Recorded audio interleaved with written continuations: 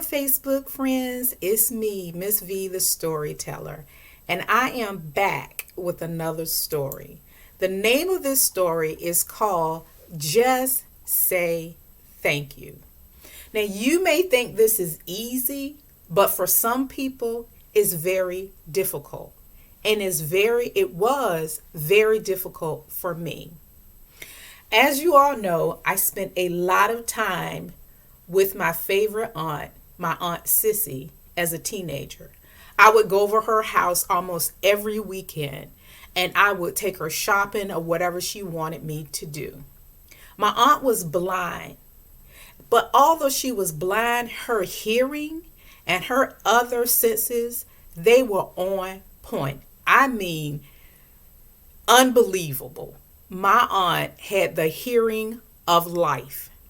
Anyway, I remember this particular weekend. It was a Saturday, and she wanted to go shopping. She wanted to look for some shoes. So we were driving around, and I saw a sign in the window that said, shoe sale, 70% off. I'm like, that's it. I told her about it, and she was like, let's go. So we pulled into the parking lot, and I look into the store, and the store is packed. Now, I was always nervous taking my aunt shopping, especially if I knew it was going to be crowded. I mean, you know how people bump into you, almost knock you over. Don't say excuse me. Don't say I'm sorry. When it came to my aunt, I was very protective.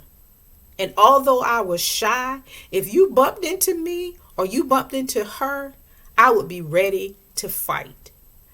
But she really wanted to go shopping and she wanted to go in this store.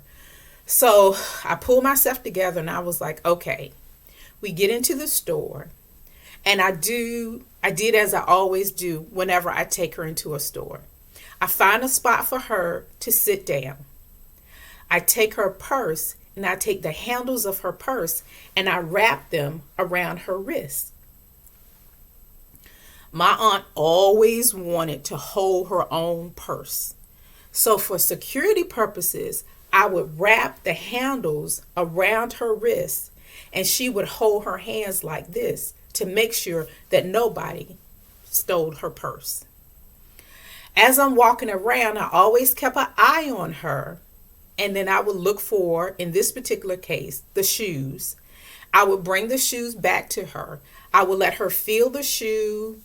You know, sometimes she would smell it. Don't ask me why. And then she would try the shoes on. I would help her up and she would take a couple of steps to see how they would feel. And we would do this. But on this particular day, it was so many people in the store. I mean, I was done. I couldn't take it anymore. I swooped my aunt up so fast and I got her out of that store.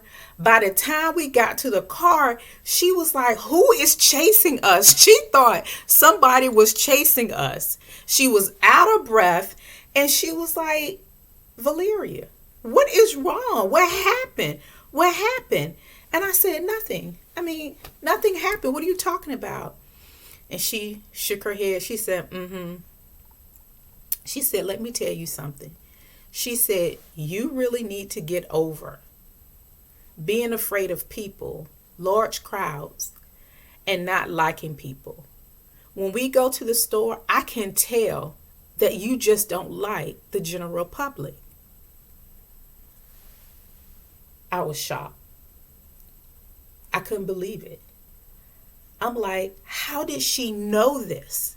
I mean, the whole time that I've known my aunt, she had been blind. So how did she know that about me? But she did.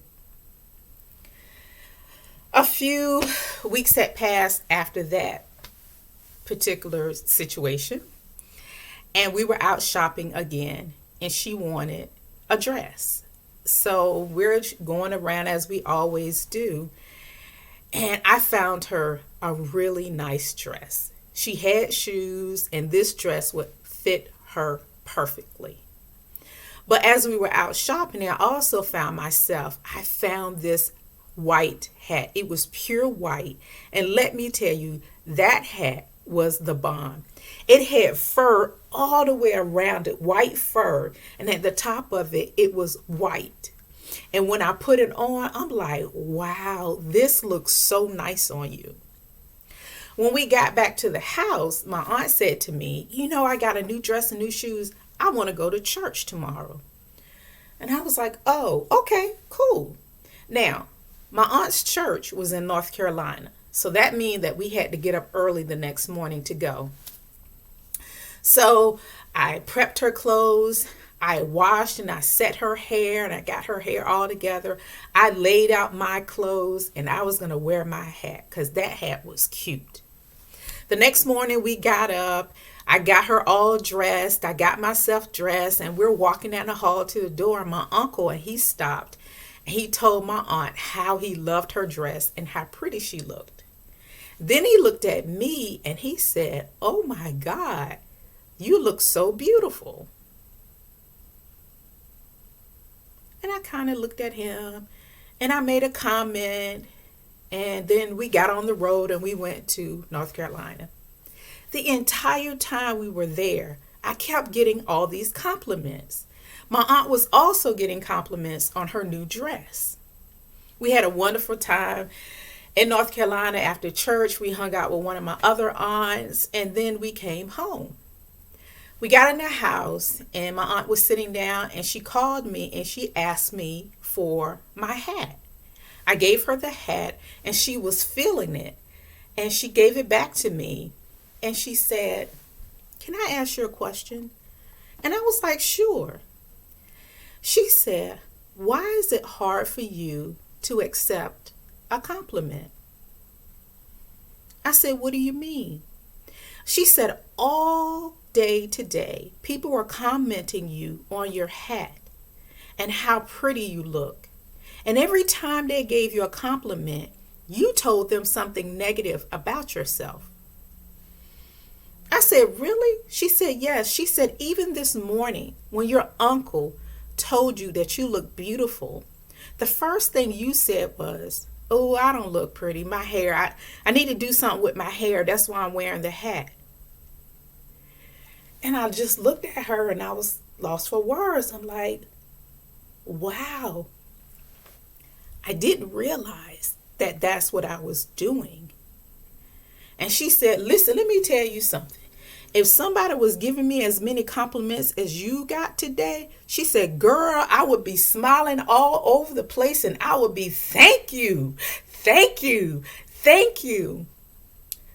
What my aunt didn't know is she just got me to my heart. How did she know that? I mean, she just hit me and I didn't realize that that's what I was doing. So after that particular Sunday, the rest of the week and for a while, I paid attention. And when somebody would say something nice to me, I would really try to say thank you. Or if I didn't say anything at all, I wouldn't say anything negative. Didn't last long. One day I was on the phone with my best friend and we were talking and she was giving me a compliment and I had reverted back to the old me. And she said, that's enough. I can't do it. She said, that is enough. She said, from now on, when somebody gives you a compliment or says something nice to you, all I want you to do is just say thank you. Even if you don't believe it, just say thank you. I took those words to heart. I'm not saying that sometimes it doesn't cross my mind to find or say something negative, but I will tell you this. I definitely try to, with all my heart, just to say thank you.